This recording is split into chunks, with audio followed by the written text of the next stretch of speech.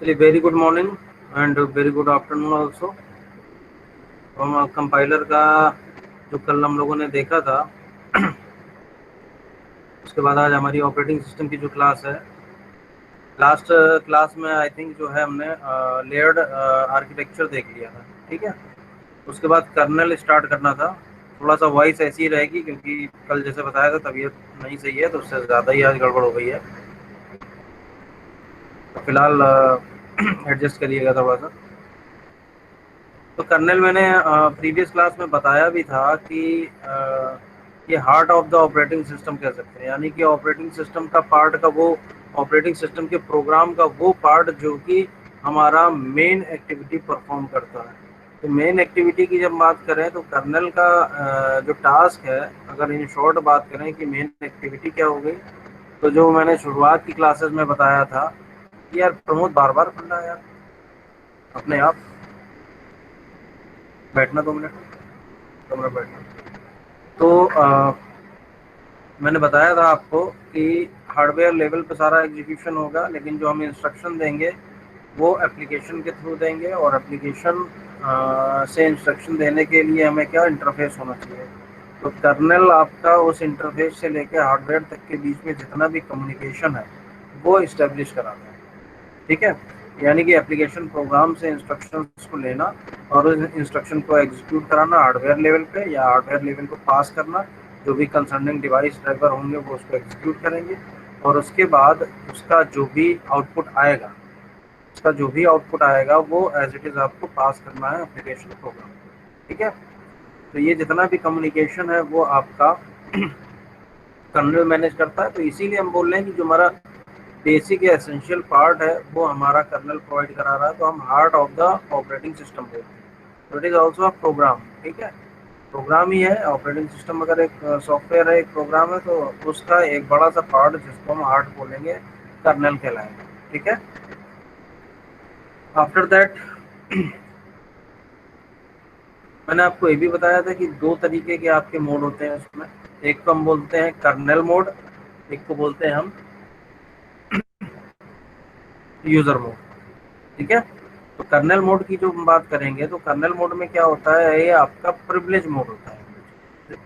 Privilege mode, हाँ, privilege mode का मतलब क्या होता है? प्रिविलेज मोड का मतलब ये होता है कि इस पूरे, या प्रिविलेज स्पेस की बात करेंगे तो पूरा का पूरा एंटायर ऑपरेटिंग सिस्टम में या हमारे सिस्टम में ऐसा एक पार्ट जिस पर्टिकुलर, जहाँ पर आपका सारा का सारा प्रोग्राम या डेटा रखा हुआ है, तो उस डेटा को हम प्रिविलेज मोड बोलेंगे अगर वो हमारा कर्नल स्पेस में एग्जिस्ट कर रहा है। यानी कि हाई वो रेस्ट्रिक्टेड मोड होता है, वहां पर सिर्फ और सिर्फ कर्नल की ही एक्टिविटी हो सकती है। ठीक है, जो यूजर स्पेस की बात कर रहे हैं या यूजर मोड की बात कर रहे हैं, वो क्या है हमारा?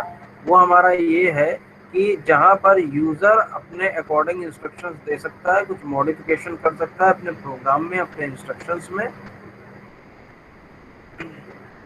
उसको हम कर्नल, उसको हम यूजर स्पेस बोलेंगे। और किसी की वॉइस लैग हो रही है? दिवाकर, आवाज प्रॉपर आ रही है? यस सर, आ रही है।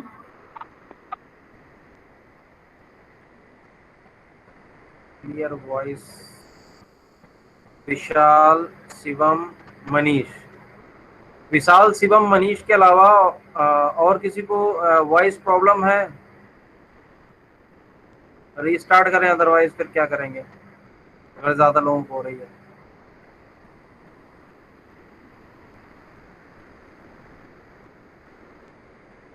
यार मिला जुला असर है, देखो ये सारी चीजें। अब क्या बोल रहे हैं, मैं फिर से वही चीज हर बार क्लास में रिपीट करता हूँ। जो वॉइस लैग हो रही है, कट तो नहीं रही है ना? तो ठीक है, अगर मतलब लैग हो रही, चलिए ठीक है, देखते हैं अब। जो भी आपका रिकॉर्डेड लेक्चर है फिर उसको रेफर करिए, आपस में कमेंट के फॉर्म में पूछ लीजिए आप। ठीक है, अगर वॉइस की प्रॉब्लम आ रही है तो आप बीच में मुझे इंटरप्ट कर सकते हैं, और कमेंट के फॉर्म में अपना क्वेश्चन या जो मैं एक्सप्लेन कर रहा हूँ वो अगर नहीं आपको समझ में आ रहा है तो आप पूछ लीजिएगा, मैं फिर से ट्राई करूंगा, और नहीं आएगा तो फिर कमेंट के फॉर्म में ही लिख दूंगा। और इसके अलावा तो कोई सोल्यूशन है नहीं इसका। ठीक है, ऊपर मनीष और विशाल, कौन था? मनीष, शिवम और विशाल। ठीक है, अगर आपको प्रॉब्लम आ रही है तो फिर आप कमेंट के फॉर्म में क्वेश्चन पूछ लीजिएगा। अगर कोई कॉन्सेप्ट नहीं आ रहा है समझ में तो फिर हम उसको कमेंट के फॉर्म में लिख देंगे, वापस रिपीट करेंगे। अगर सुनाई देता है तो ठीक है, अदरवाइज फिर कमेंट के फॉर्म में लिखेंगे उसको। ठीक है, तो बात कर रहे थे कर्नल स्पेस की और यूजर स्पेस की, या कर्नल मोड की या यूजर मोड की। ठीक है, तो कर्नल स्पेस आपका ऑपरेटिंग सिस्टम का वो पार्ट होगा, वो स्पेस होगा जहां पर यूजर अपनी एक्टिविटी परफॉर्म कर सकता है। जैसे आप प्रोग्राम को ऐड करना, इंस्टॉल करना, अनइंस्टॉल करना है, तो इसको हम क्या बोलेंगे? इसको हम बोलेंगे यूजर मोड। ठीक है, यहाँ पर यूजर अपने लेवल पे मॉडिफिकेशन परफॉर्म कर सकता है। लेकिन ऐसा पार्ट जहां पर आपका यूजर एक्टिविटी परफॉर्म नहीं कर सकता है, whether it is having admin rights.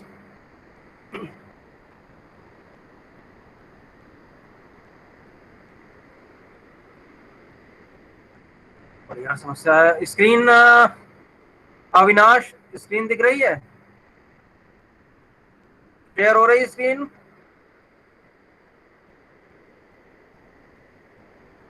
Shivam, Manish को स्क्रीन दिख?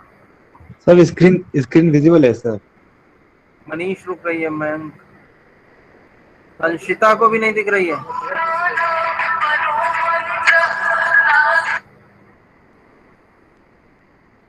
प्रमोद,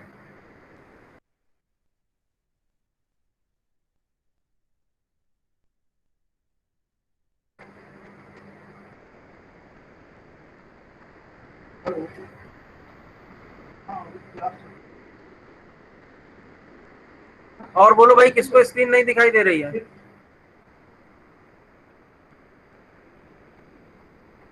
उदय,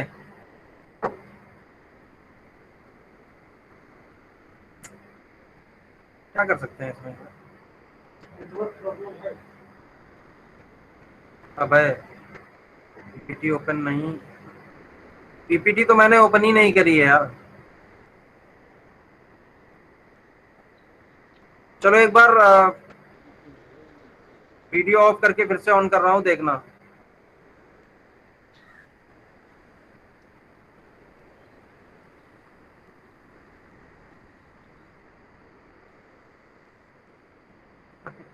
मतलब पीपीटी ढूंढना चाह रहे थे क्या? मेरी शक्ल नहीं पसंद आ रही है यार, कभी कभार बोल लेने तो।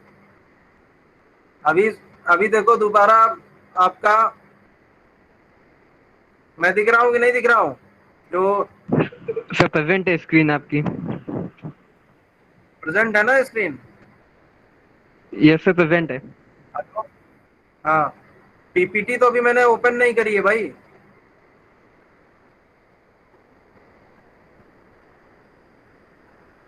चलिए फाइनली, बार बार मिक्सअप हो रहा है, कोई कह रहा है यस, कोई कह रहा है नो। फाइनली प्रांजल, मैं दिख रहा हूँ या नहीं दिख रहा हूँ? दिख रहा है, दिख रहा है। आपका स्क्रीन दिख रहा है। हाँ प्रांजल बोलो। Yes sir. स्क्रीन आ रही ना, मैं दिख रहा हूँ ना?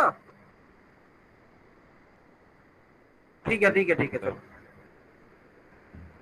पीपीटी भाई ओपन कर देते हैं।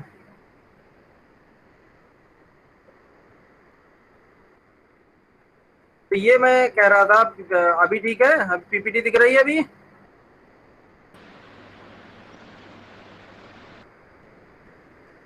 यस सर, दिख रही है, दिख रही है। चलो चलो ठीक है ठीक है ठीक है, स्टार्ट करते हैं।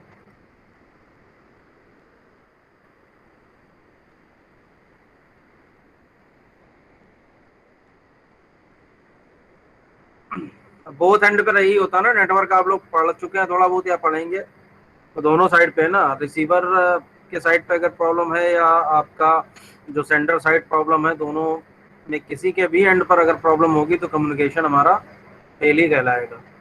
खैर चलिए, अब स्टार्ट तो करना ही है। कुछ ग्रुप्स को शायद नहीं समझ में आ रहा है, स्टूडेंट्स जो भी हैं समाओ में मैनेज करना है। अब देख लीजिए, अगर ज़्यादा प्रॉब्लम हो तो बता दीजिएगा, ठीक है? बिल्कुल ही अगर वेस्ट हो रही क्लास तो बता दीजिएगा, हमने चलिए। तो मैं ये बात कर रहा था, देखिए जो kernel manages communication between hardware and software, responsible for managing, जो मैं कह रहा था कि पूरा का पूरा एसेंशियल पार्ट जो है वो आपका कर्नल मैनेज करता है। Responsible for managing memory and IO to memory cache, the hard drive and other devices. ठीक है, तो अदर डिवाइसेस जितनी भी चीज़ें, मेमोरी बोल दिया, प्रोसेसर बोल दिया, आईओ बोल दिया, तो ऑटोमेटिकली सारी चीज़ें लगभग लगभग कवर ही हो जाती हैं। Also handles device signals, task scheduling and other essential duties.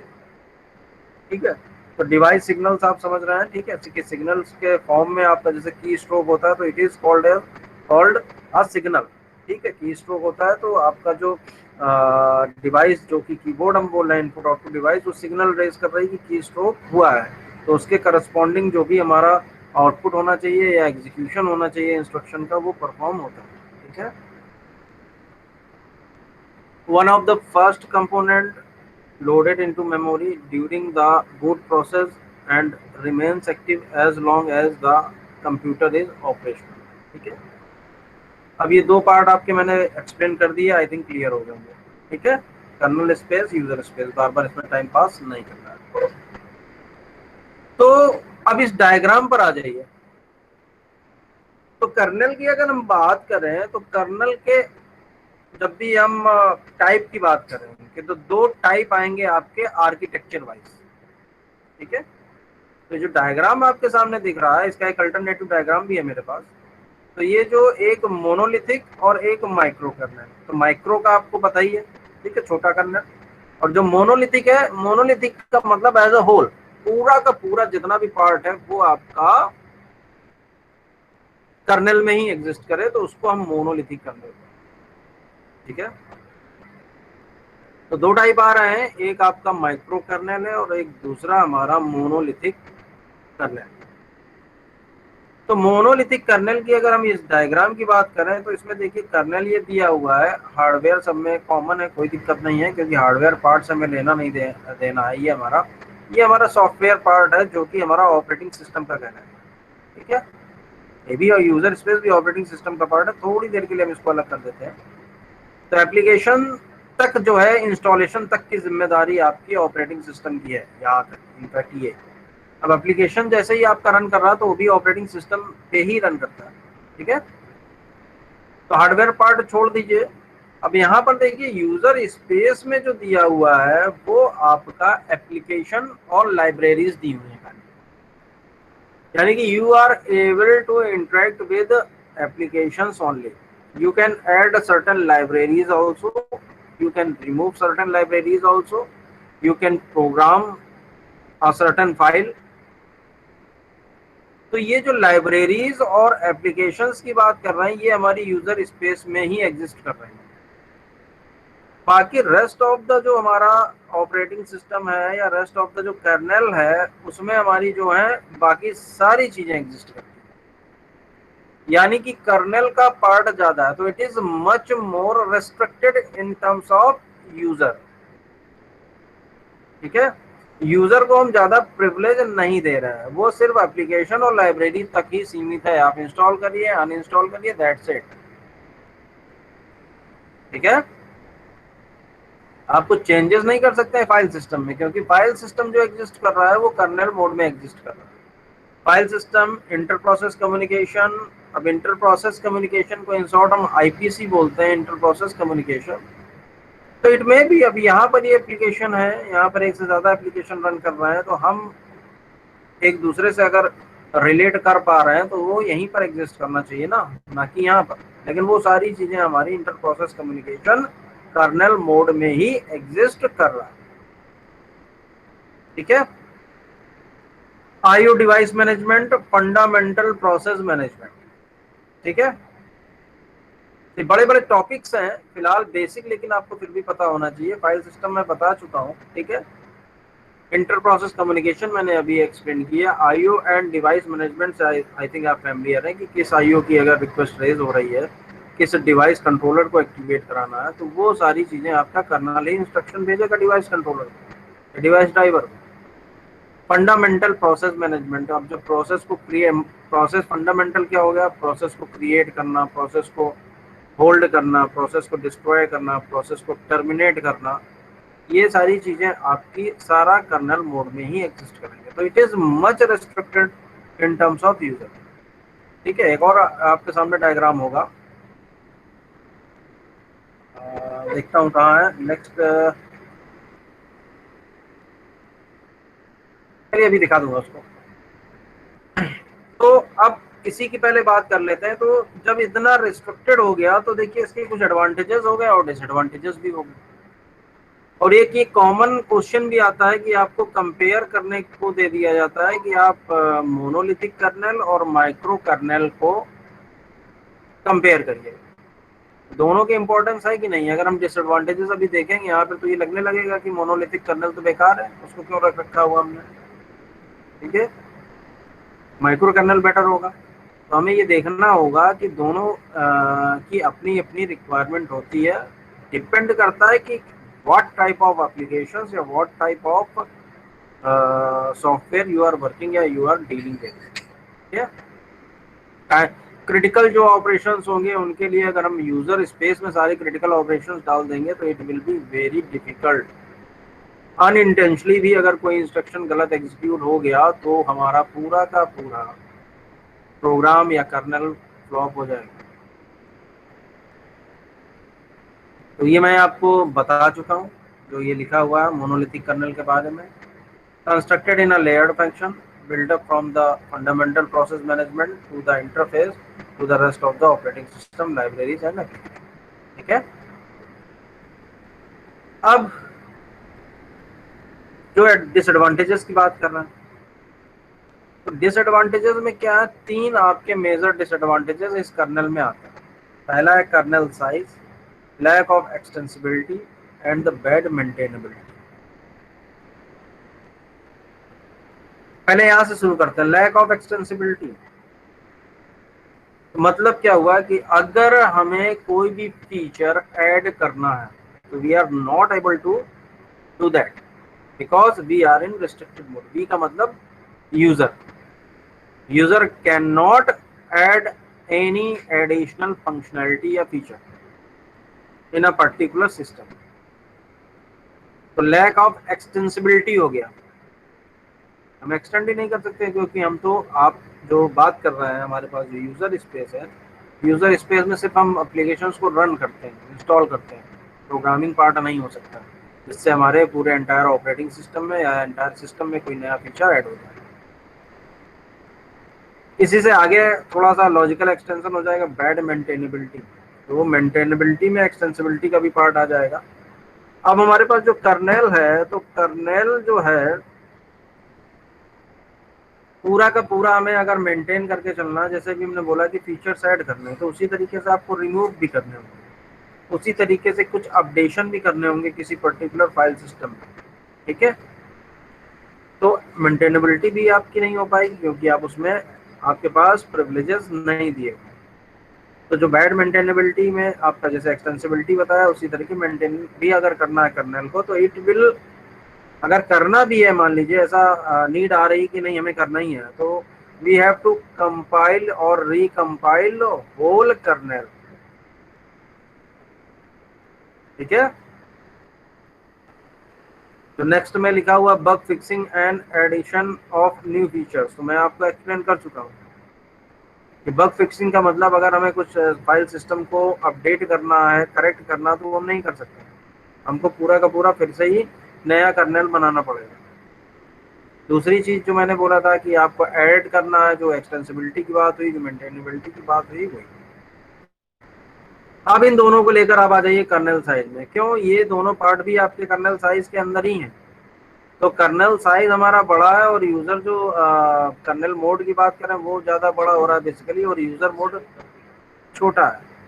बड़े और छोटे का हमसे कोई लेना देना नहीं है, यूजर से या जो भी ऑपरेटिंग सिस्टम यूज कर रहा है उससे क्या लेना देना, क्या चीज़ बड़ी है क्या चीज़ छोटी है, कौन सा आपका स्पेस ज़्यादा दिया हुआ है, किसमें स्पेस कम दिया हुआ है, किसको मेमोरी ज़्यादा एलोकेटेड है, कोई किसी को कोई मतलब नहीं है। बट जो मेन इसका जो इम्पैक्ट पड़ता है वो इम्पैक्ट ये पड़ता है कि all the things, all the services, all the processes are being kept in kernel mode, जिसकी वजह से कर्नेल का साइज बड़ा है। अब सारी की सारी चीजें हमारी कर्नल मोड में आ गई तो यूजर तो रेस्ट्रिक्टेड हो गया, कैसे वो परफॉर्म करेगा आगे। ठीक है, अब आप ये जो मैंने सीधे डिसएडवांटेजेस की बात कर ली तो आपके दिमाग में ये आ गया कि नहीं ये मोनोलिथिक कर्नल तो बेकार है। ऐसा नहीं होता। कभी कभी आप भी एक प्रैक्टिकल सा एग्जांपल ले लेते हैं, आप सिस्टम को यूज कर रहे हैं, अनइंटेंशनली कभी कभी क्या हो जाता है, गलत बटन प्रेस हो जाता है, क्या होगा, आपका सिस्टम अनस्टेबल हो गया, परेशान घूम रहे हैं, अरे सिस्टम अनस्टेबल हो गया, टैब कुछ प्रेस करना चाह रहे थे, हो कुछ गया। तो एट दैट टाइम अगर आपको रेस्ट्रिक्ट किया गया होता तो उस केस में क्या होता, आपका सिस्टम अनस्टेबल नहीं होता। ठीक है, कई बार जो मैं अभी बताना चाह रहा था कि शायद बीच बीच में बात कुछ और होने लगी कि वेदर चाहे आपके पास एडमिन राइट्स ही क्यों ना हो, लेकिन आप पूरे ऑपरेटिंग सिस्टम के फाइल्स में जाकर वहां अपडेशन नहीं कर सकते। कई बार आपने अगर फेस किया हो, आप थोड़ा सा उसको ऑपरेटिंग सिस्टम को एक्सप्लोर करते हो, सिस्टम 32 में चले जाइए, विंडोज में चले जाइए, इसके बाद कई फाइल्स होंगी जिसको आप अगर डिलीट करना चाहेंगे या ओपन करना चाहेंगे तो एक वार्निंग मैसेज आ जाता है। क्यों? क्योंकि वो जितना भी हमारा एग्जिस्टेंस उस पर्टिकुलर फाइल की है या डेटा की है वो हमारी कर्नल मोड में है, और उसमें अगर आपने अपडेट कर दिया तो हमारा सिस्टम अनस्टेबल हो जाएगा। तो एक एग्जांपल प्रैक्टिकली दे रहे हैं कि ठीक है, आपके पास एडमिन राइट्स है, आपने बोला कि हमने एडमिन से लॉगिन किया और एडमिन से ज़्यादा चीज़ें आप कर सकते हैं, बट होता क्या है कि कभी कभी कुछ आप फाइल सिस्टम के अंदर, जो मैं एग्जांपल दे रहा हूँ इसको ट्राई करिएगा अगर नहीं किया है, तो कई सारी फाइल्स ऐसी होती हैं जिनको आप अपडेट नहीं कर सकते हैं, उनके साथ कोई भी परफॉर्म ऑपरेशन नहीं कर सकते हैं, तो वो कर्नल मोड में एग्जिस्टेंस होती है।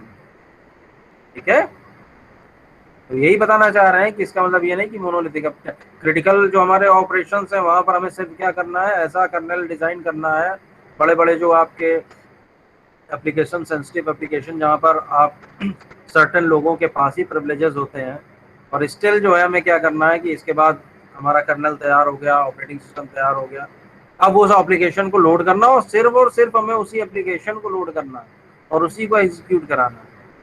तो इसमें हम अगर रेस्ट्रिक्शन रखेंगे तो जितनी भी मेहनत हमने ये कर्नल जो सेंसिटिव ऑपरेशन या जो क्रिटिकल ऑपरेशन की जो बात कर रहे हैं उनको तैयार करने में लगा, एटलीस्ट वो तो सेफ रहेगा।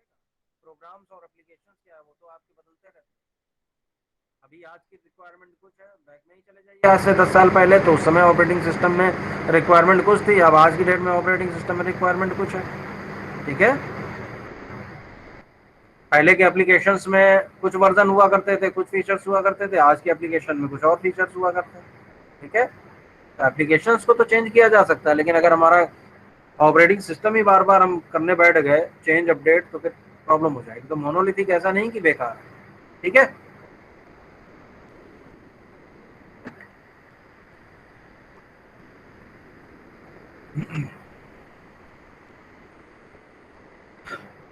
अब जो प्रीवियस स्लाइड में आते हैं, थर्ड पे,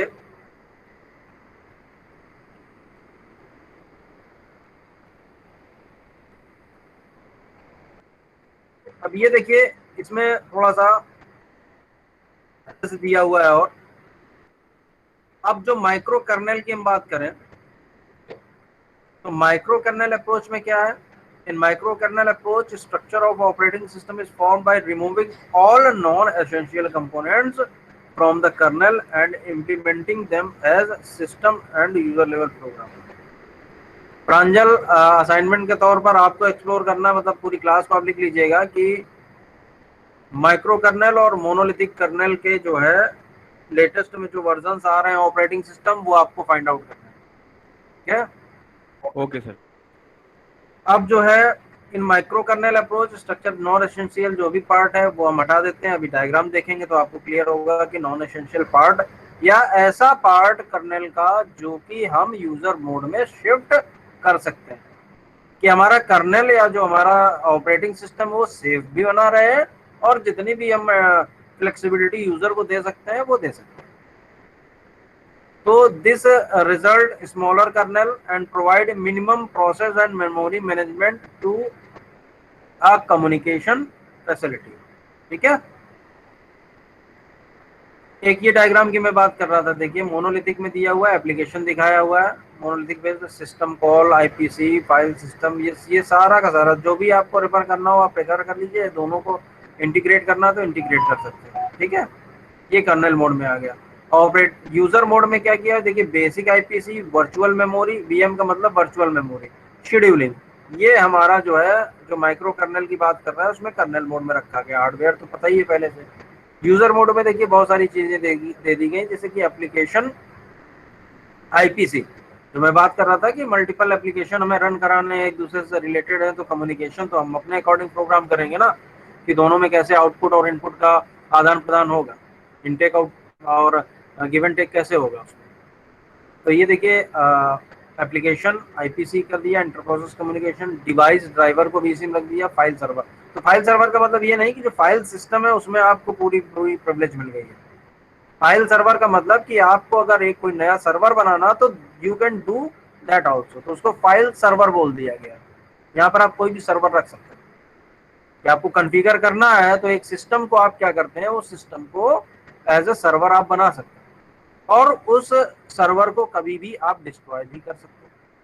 सिंपल सी चीज है, जैसे सिंपल सिंपल फाइल सर्वर बोल दिया गया, आप क्या करते हैं कि ठीक है आपने थोड़ी सी प्रोग्रामिंग कर ली या कॉन्फ़िगरेशन ऑपरेटिंग सिस्टम का उठा लिया, उस कॉन्फ़िगरेशन उठाने का मतलब ऑपरेटिंग सिस्टम अलाउ कर रहा है, क्यों, क्योंकि it is having micro kernel. आपने क्या किया, लोकल होस्ट पे डाला, कई सारी फाइल्स डाल दी, आप दूसरे ओवर द नेटवर्क आप उसको एक्सेस कर सकते हैं। छोटी छोटी चीजें, बहुत सारी चीजें, आप इसको प्रॉक्सी सर्वर बना लीजिए, बस सिंपल आपको कॉन्फ़िगरेशन करना, लेकिन कॉन्फ़िगरेशन को अलाउ तो करना पड़ेगा, तो वो हमारा माइक्रो कर्नल का। ये देखिए रूटीन के बारे में दिया हुआ है, सब routine, don't, I think these are not necessary for us, we have already discussed. अब ये आपका माइक्रो कर्नल आ गया, ठीक है। और कुछ बचा हुआ, हाँ इसमें एडवांटेजेस की बात कर रहे थे।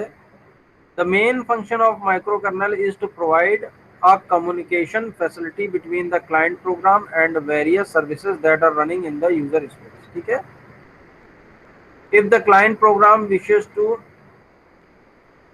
access a file, it must interact with the file server rather than interacting directly at it communicates indirectly by exchanging messages with the microkernel. This is called message passing, ठीक है। तो जो कम्युनिकेशन की हम बात करते हैं बार बार, तो कम्युनिकेशन का जो एक मेन पार्ट आता है या जो मेथड आता है, दैट इज मैसेज पासिंग। हम बोल रहे हैं, आप सुन रहे हैं, तो इस तरह की कोई वहाँ इंटेलिजेंस नहीं लगी हुई, ठीक है। जो भी आपको इन्फॉर्म करना है, कम्युनिकेशन का मतलब क्या होता है, डेटा का एक्सचेंज, ठीक है। तो डेटा का एक्सचेंज का मतलब ही मैसेज पासिंग होगा। आउटपुट आपको देना है in the form of message, आप पास करेंगे। रिक्वेस्ट आपको करनी in the form of message, आप उस रिक्वेस्ट को पास करेंगे आगे। तो this is called message passing. तो जो फाइल सर्वर का जो मैं एग्जांपल आपको दे रहा था कि आपको आपस में कम्युनिकेट करना, तो वहां पर कर्नल का क्या हुआ, इन्वॉल्वमेंट कम हो गया, या कम होने की अगर हम बात करें, अब डीप में अगर सोचेंगे, आपने फाइल सर्वर बना तो जरूर लिया है, लेकिन जो भी कम्युनिकेशन एस्टेब्लिश कराएगा वो तो माइक्रो कर्नल ही कराएगा ना। लेकिन उससे पहले की जितनी भी एक्टिविटीज है वो एसेंशियल पार्ट हो गया कि माइक्रो कर्नल को एक सिस्टम से दूसरे सिस्टम के बीच में कुछ डेटा एक्सचेंज कराना है। आप बताइए माइक्रो कर्नल क्या करे, जो भी उसकी कंसर्निंग डिवाइसेस है, अप्रोप्रिएट डिवाइसेस है, उन तक इंस्ट्रक्शन पहुंचाइए, और सेम आपका दूसरे एंड पर होगा, ठीक है। तो वो आपका एसेंशियल पार्ट है, वो आपका कर्नल में एग्जिस्ट करेगा, लेकिन उससे पहले रिक्वेस्ट रेज करना, आपस में कम्युनिकेट करना एप्लीकेशंस के बीच में, वो सारा आपका यूजर स्पेस में रन करने लगा, ठीक है। Advantage is ease of extending the operating system. All new services are added to user space and consequently do not require modification of the kernel, ठीक है। अगर मॉडिफिकेशन की जरूरत भी पड़ रही तो हमारा जो मेन एसेंशियल जो पार्ट है वो हमारा सुरक्षित, ठीक है। तो फ्लेक्सिबिलिटी प्रोवाइड करा रहा है, बाकी नीचे आपके कई सारे टर्म भी दिए होंगे। तो आई थिंक क्लियर हो गया होगा कि माइक्रो कर्नेल क्या होता है। हम नेक्स्ट स्लाइड ओपन करते हैं, उसमें एक और डायग्राम दिया हुआ है, उसको भी आप देख लीजिए, ये वाला। लगभग लगभग वही चीजें हैं, लेकिन इसमें बढ़ा दिया गया है, ठीक है, ड्राइवर्स वगैरह जो बोला था। अच्छा, एक चीज और है जो मैंने अभी बोला कि टाइप की अगर बात करेंगे तो आर्किटेक्चर के रेस्पेक्ट में हमारे पास दो कर्नेल आ रहे हैं। एक आपको मोनोलिथिक कर्नेल बोल रहे हैं और एक दूसरा हमारा माइक्रो कर्नेल बोल रहे हैं। एक और तीसरा भी आपका आता है री एंट्रेंट कर्नेल। तो ये आपका आर्किटेक्चर वाइज ना होकर क्या होता है, प्रोग्राम टाइप होता है, या वेरिएंट आप कह सकते हैं। उस वेरिएंट में क्या होगा कि री एंट्रेंट कर्नेल आपका वो कर्नेल होता है जो कि किसी ग्लोबल डेटा को ना तो मॉडिफाई करता ना ही इटसेल्फ को मॉडिफाई करता। तो री एंट्रेंट कर्नेल की बात क्या करेंगे आप, और आगे जाइए थोड़ा सा। इसका क्या मतलब हुआ कि वो कर्नेल अपने आप को मॉडिफाई नहीं करेगा ना तो किसी ग्लोबल डेटा, तो है क्या, प्रोग्राम ही तो है। और उसमें ग्लोबल डेटा स्ट्रक्चर्स की बात क्यों करी जा रही है? ग्लोबल डेटा स्ट्रक्चर की बात इसलिए करी जा रही है क्योंकि हमारा मल्टी प्रोग्रामिंग इन्वायरमेंट है और वहाँ पर शेयरिंग है। यही एक मेन हमारा शुरुआत से टास्क चलता चला आया है कि शेयरिंग रिसोर्स है। तो जो डेटा स्ट्रक्चर है वो भी आपके शेयर होंगे। तो डेटा स्ट्रक्चर्स अगर आपके हर एक प्रोग्राम के एग्जीक्यूशन के दौरान चेंज होने लगे और रीड राइट का आपका लॉग नहीं लगा वहाँ पर, तो इनकरेक्ट ऑपरेशंस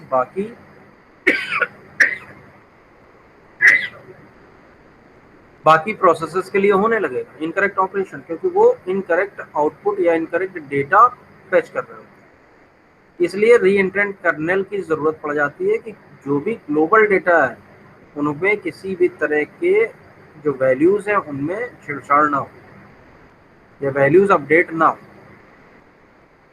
अब वैल्यूज कैसे नहीं अपडेट होंगी, अब ये तो गलत हो जाएगा। तो ठीक है, वैल्यूज अपडेट होंगी, बस आगे कॉन्सेप्ट आप देखेंगे जैसे कि म्यूचुअली एक्सक्लूसिव होती है, वन एट ए टाइम। एक पहले करेगा रीड ऑपरेशन या राइट ऑपरेशन उस पर्टिकुलर डेटा स्ट्रक्चर पर प्रोहिबिटेड रहेगा जब तक कि पहला सक्सेसफुली उसको एग्जीक्यूट नहीं कर। ठीक है, तो क्रिटिकल सेक्शन ये सारी चीजें अभी आएंगी तब आपको ज्यादा क्लियर हो जाएगा। तो इस डायग्राम को देखें, बाकी हो गया आपका ए बी डिस्कशन हो गया, ठीक है। अभी आपका री एंट्रेंट प्रोग्राम, एक मिनट में देख लेता हूँ री एंट्रेंट कहाँ चला गया इसमें, फोर्थ थर्ड में था।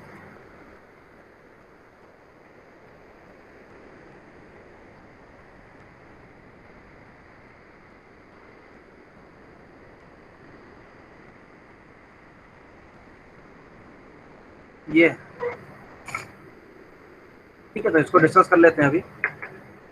Pre-entrant program is one that does not modify itself and any global data, जो मैं बोल चुका हूँ। Multiple process or parallel threads can execute re-entrant program concurrently without interfering on another। ठीक है, ये चीजें दी हुई है, मैंने ऑलरेडी आपको डिस्कस कर दिया है, तो इसको आप देखेंगे तो टास्क यही होता है जो मैं बोल चुका हूँ, आपको एक्सप्लेन भी कर चुका हूँ कि मल्टी प्रोग्रामिंग एनवायरनमेंट है, इनकरेक्ट ऑपरेशन परफॉर्म होने लगेगा अगर साइमल्टेनियसली हम रीड राइट ऑपरेशन परफॉर्म। तो यहाँ पे देखिए कॉन्करेंटली आ गया। कॉन्करेंटली का मतलब अगर एक प्रोसेस एग्जीक्यूट कर रही है तो उसके बाद दूसरी, in case of write operation. ठीक है, तो म्यूचुअली एक्सक्लूसिव होगा जब तक कि पहला वाला सक्सेसफुली कंप्लीट नहीं कर लेता। अदरवाइज अगर रीड ओनली डेटा है तो एक साथ कई सारी प्रोसेसेस हमारी एग्जीक्यूट कर सकती हैं। फिर अब ये देखिए, in non intent kernel a process does not modify kernel program but can modify global kernel. भैया भैया भैया भैया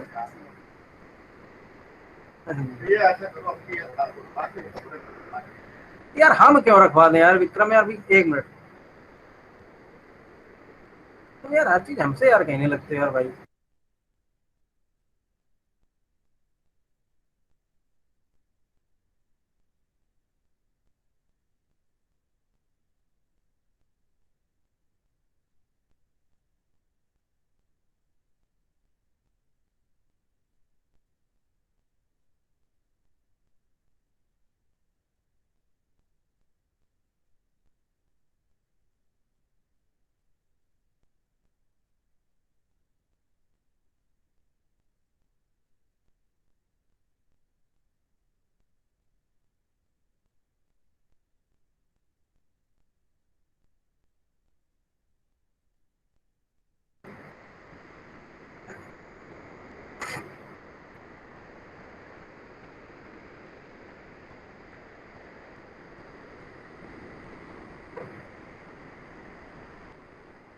रीएंट्रेंट जो कर्नेल है ये प्रोसेस को मॉडिफाई नहीं करता है और ना ही कर्नेल डेटा। ठीक है, अगर रीएंट्रेंट प्रोग्राम नहीं होगा तो उस केस में प्रोसेस और वो सारी चीजें आपकी डिस्टर्ब होंगी।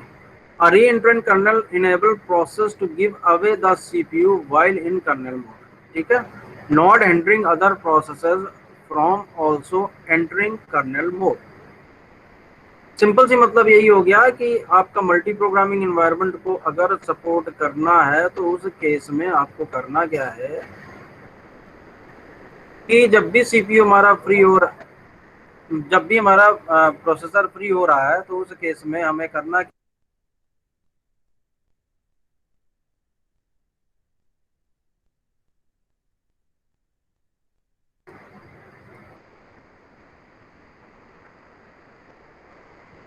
Typical use is IO wait. थोड़ा डिस्टर्बेंस हो गया, सॉरी फॉर दैट, बीच बीच में फिर से स्टार्ट करते हैं। A reentrant kernel enables process to give away the CPU while in kernel mode. तो CPU को देने का मतलब क्या हुआ, CPU को कंट्रोल एक प्रोसेस से देने का मतलब ही यही हुआ कि हमें मल्टी प्रोग्रामिंग को सपोर्ट करना है। ठीक है, और अगर हम मल्टी प्रोग्रामिंग को सपोर्ट कर रहे हैं तो जो नई प्रोसेस आएगी उस केस में क्या होगा, अगर हमारा कर्नल डेटा अपडेट हो गया होगा, ग्लोबल डेटा को अपडेट कर देगा। अगर रीएंट्रेंट प्रोग्राम हमने नहीं लगाया हुआ है उसमें, तो होगा क्या, जो नई प्रोसेस आ रही है उसके लिए जो डेटा होगा वो इनवैलिड हो जाएगा। ठीक है, तो ये देखिए जैसे लिखा हुआ है, typical use is IO wait. The process wants to read a file, it calls a kernel function for this. Inside the kernel function, the disk controller is asked for the data. ये बहुत बार मैं बोल चुका हूँ। Getting the data will take some time to the function is blocked during that time. With an reentrant kernel, the scheduler will assign CPU to another process until an interrupt from disk controller indicate that the data is available and our thread can be resumed. This process can still access IO like user. ठीक है, तो ये सारी चीजें आपकी re-entrant kernel हो गया। तो आपको डिफरेंस पता मतलब क्लियर हो जाना चाहिए कि जब भी हम टाइप की बात करेंगे तो इन आर्किटेक्चर टाइप रीएंट्रेंट जो कर्नेल है उसका वहां पर रोल नहीं है। आर्किटेक्चर वाइज हमारे पास सिर्फ दो ही कर्नेल है, एक मोनोलिथिक कर्नेल और दूसरा माइक्रो कर्नेल, क्योंकि उसमें हम एंटायर जो हमारा कर्नेल या ऑपरेटिंग सिस्टम है उसका डिवीजन कर रहे हैं। ठीक है, अब जब थोड़ा सा फंक्शनलिटी वाइज करेंगे, मल्टी प्रोग्रामिंग की बात करेंगे तो रीएंट्रेंट कर्नेल आ जाता है। तो रीएंट्रेंट कर्नेल से पहले हमारा रीएंट्रेंट प्रोग्राम आता है। तो रीएंट्रेंट प्रोग्राम क्यों किया गया, तो रीएंट्रेंट प्रोग्राम में आपकी वो कैपेबिलिटी है कि वो ना किसी ग्लोबल डेटा स्ट्रक्चर को अपडेट होने देगा और ना ही किसी मॉडिफाई होने देगा और ना ही अपने आप को करेगा। ठीक है, तो होता क्या है, इसका मतलब क्या हुआ, अपडेट तो नेसेसरी, मैं बीच में बोल चुका हूँ कि अपडेट तो जरूरी है, लेकिन अपडेट करने के भी तरीके हैं। आगे आप क्रिटिकल सेक्शन का वो कॉन्सेप्ट देखेंगे तो उसमें क्या होता है, म्यूचुअल एक्सक्लूजन। अगर रीड ऑपरेशन है तो दैट इज ओके, साइमल्टेनियसली कितने भी रीड ऑपरेशन किए जा सकते हैं, लेकिन राइट ऑपरेशन है तो म्यूचुअली एक्सक्लूसिव होगी कि during update process nobody can access that particular data. ठीक है, वो ग्लोबल डेटा ही होगा। तो ये चीजें हो गई आपकी, तो तीनों कर्नेल के बारे में आपको पता है। ठीक है, अब नेक्स्ट जो हमारा टॉपिक होगा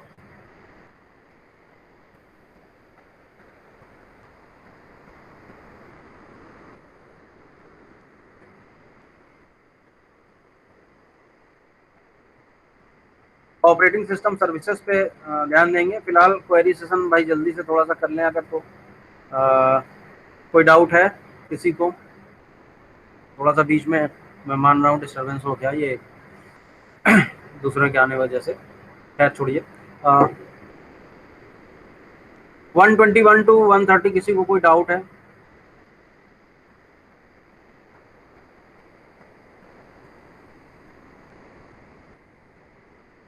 वन 121 to 130 किसी को डाउट है?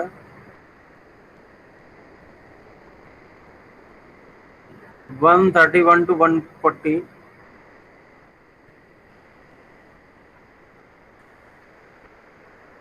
131 अच्छा, एक चीज़ मेरी एडवाइस आपको और है, जो भी मैं ये आपको क्वेश्चन छोटे छोटे दे रहा हूँ, वो ऐसा नहीं है कि उसको आपको पेजेस में भरना है या ऐसा कुछ है। वो सब वन लाइनर, टू लाइनर या मैक्सिमम 3-4 लाइन से ज़्यादा का नहीं होगा। ठीक है, तो उसको आप करते रहें पैरेलली, अदरवाइज हमारा वेट ना करें कि हम मांगेंगे तब। वो आपके लिए ही है। ठीक है, वो आपके लिए ही। मैं आदित्य गुप्ता आईपीसी एक्सप्लेन कर रहा हूँ। आप जब उसको पढ़ेंगे वो आपको ही एडवांटेज देगा। हमें देखिए इन सब चीज़ों से इतना ज़्यादा वो नहीं होता कि आप घर पे बैठे हैं, सारी चीज़ें आपके पास हैं और असाइनमेंट देके आपको, तो वो आपकी नॉलेज के लिए मैंने दिया हुआ है। तो आप पैरेलली करते रहिए, जब मुझे ज़रूरत होगी मैं कह लूँगा। ठीक है, आईपीसी की बात कर रहे हैं तो IPC stands for inter process communication, यानी कि दो प्रोसेसेस के बीच में या मल्टीपल प्रोसेसेस के बीच में कम्युनिकेशन। जो अभी हम और आप कर रहे हैं ना, दिस इज कॉल्ड आईपीसी। क्यों? आप जिस मोबाइल फोन से, आप जिस किसी सिस्टम से कनेक्टेड हैं, वो आपका क्या है, एक आपकी प्रोसेस है जब आप हमसे कम्युनिकेट कर रहे हैं। ठीक है, मैं इधर से लेक्चर दे रहा हूँ, कई सारे स्टूडेंट्स हैं, तो मल्टीपल प्रोसेस आपकी एक साथ हिट हो रही है, तो कम्युनिकेशन आपका मल्टी कम्युनिकेशन हो रहा है।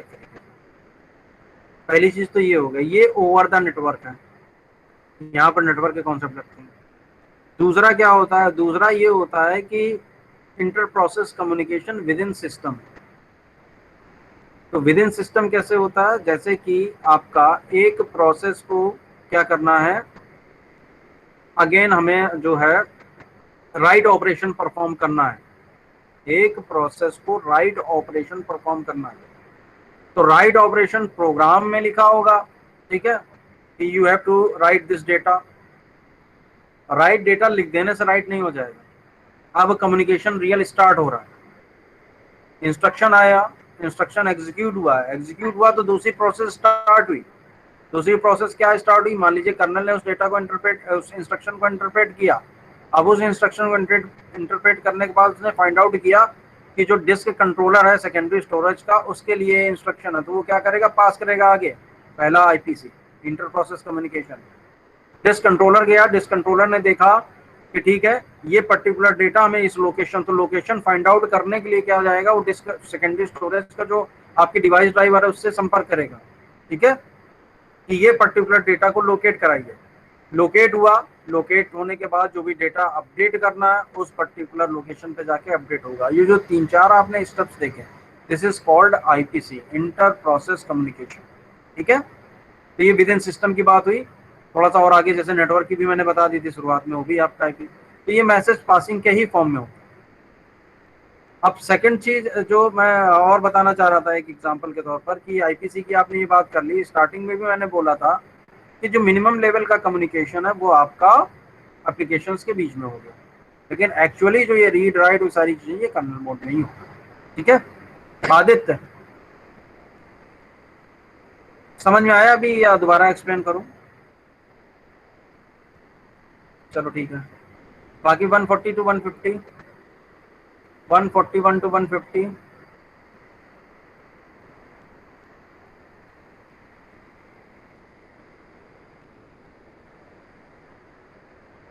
151 टू 160,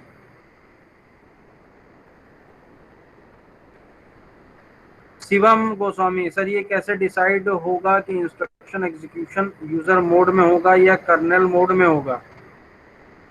एग्जीक्यूशन हमेशा कर्नेल मोड में ही होगा। ठीक है शिवम, एग्जीक्यूशन हमेशा हमारा क्या होता है, वो कर्नेल मोड में ही होता है। वहीं से जाकर आपका हार्डवेयर लेवल पर एग्जीक्यूशन होगा। बाकी जो ये कमांड देने का काम है ये आपका यूजर मोड में होता है। ठीक है, कमांड देना वो आपका यूजर, आपको इतनी फ्लेक्सिबिलिटी यूजर स्पेस में दी जा रही है कि आप ये एग्जीक्यूट करने का इंस्ट्रक्शन पास कर सकते हैं, लेकिन वो इंस्ट्रक्शन को इंटरप्रेट करके और फाइनली कंसर्निंग डिवाइस तक भेजने का काम कर्नल मोड में ही होगा। शिवम, तो कैसे अगर डिसाइड होगा, कैसे डिसाइड होगा? उसका मतलब ही यही, जो ऑपरेटिंग सिस्टम है वही डिसाइड करता है कि ये हमारे एसेंशियल पार्ट्स हैं, इनको हमने कर्नल मोड में ही रख रखा है। जो नॉन एसेंशियल पार्ट है वो आपने यूजर मोड में डाल दीजिए। कि आपने ये आधा क्वेश्चन मत लिखा करो यार, यूजर स्पेस क्या समझू मैं यूजर स्पेस? पूरा लिखो। माइक माइक ऑन कर लो, माइक से पूछ लो। सर वो उसमें मोड बिट का कंसेप्ट आया था कि mode bit is used to decide the mode of operating system.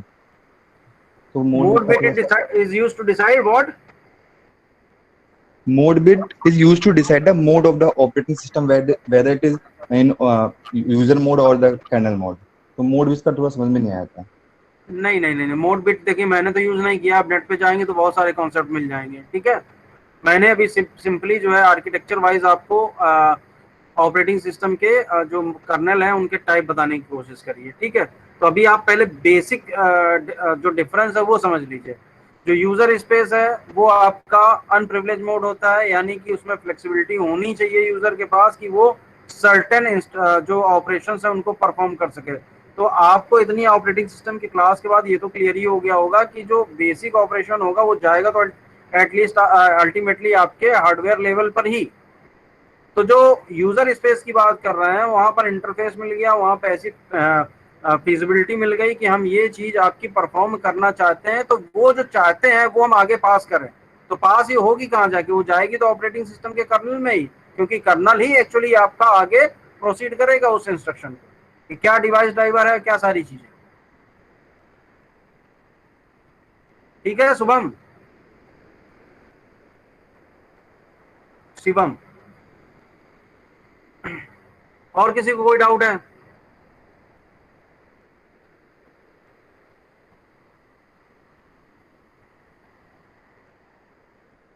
चलिए ठीक है, एंड करते हैं फिर क्लास में।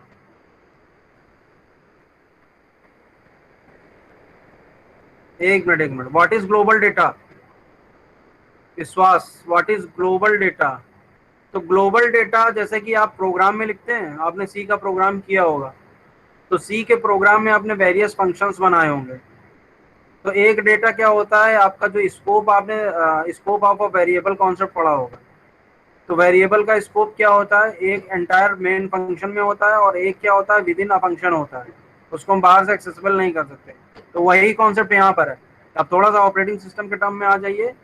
जो आप मेन प्रोग्राम की बात कर रहे हैं वो ऑपरेटिंग सिस्टम है, उसमें कुछ चीजें आपकी ग्लोबली आपने डिफाइन कर दी हैं, और जो सब प्रोसेसेस है उसमें कुछ आपका डेटा है जो कि लोकल डेटा है, ठीक है। तो जो ग्लोबल डेटा की हम बात कर रहे हैं, ग्लोबल डेटा क्या होता है कि सारी की सारी प्रोसेसेस उसको एक्सेस कर सकती हैं, और जो लोकल डेटा है वो सिर्फ एक फंक्शन के अंदर ही रहता है, ठीक है। ये तो नॉर्मल सी बात है, आपको पता ही होगा, ठीक है। तो अब क्या होना है कि जो ग्लोबल डेटा है उसमें भी आपने देखा होगा कि आप पैरेलली किसी भी फंक्शन को एग्जीक्यूट नहीं करा सकते। अगर ग्लोबल डेटा का रिजल्ट या जो इंस्ट्रक्शन है वो कहीं आगे पास हो रहा है, या तो आप ऊपर कांस्टेंट वैल्यू फिक्स कर देते हैं, ठीक है, उस वैल्यू के साथ वो ऑपरेशन करना शुरू कर देता है और अपने इंटरनली जो फंक्शन है उसमें यूज कर लेता है। लेकिन ग्लोबल डेटा जो होता है वो ग्लोबल डेटा सारे के सारे फंक्शंस उसको एक्सेस कर सकते हैं, और नेचर ऑफ द फंक्शन कि उस ग्लोबल डेटा को कहीं अपडेट करना तो वो भी उसमें लगा होगा, ठीक है। अब विश्वास क्लियर हुआ अभी? और किसी को कोई डाउट है? चलो ठीक है, ओके, थैंक यू।